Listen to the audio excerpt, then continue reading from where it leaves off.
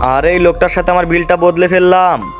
ভাইজান সসের বাটিটা আমার টেবিলে নিয়ে গেলাম। আরে হ্যাঁ ঠিক আছে ভাইজান, নিয়ে যান, কোনো সমস্যা নেই। আরে এত কিছু খেয়েছি, এবার বিল দেবো কিভাবে? টাকাই তো নেই আমাদের কাছে।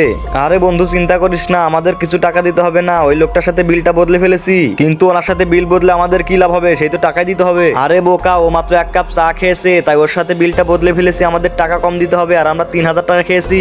আরে বন্ধু তোর তো অনেক বুদ্ধি রে।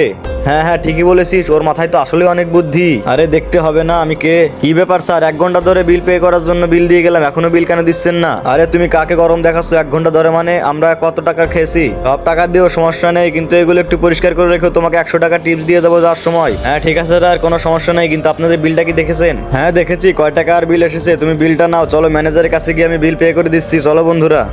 এই ম্যানেজার, আমাদের বিলটা রাখো। স্যার এই বিলটা কি আপনাদের? হ্যাঁ হ্যাঁ এই বিল আমাদেরই। তাহলে কি আপনি দেবেন?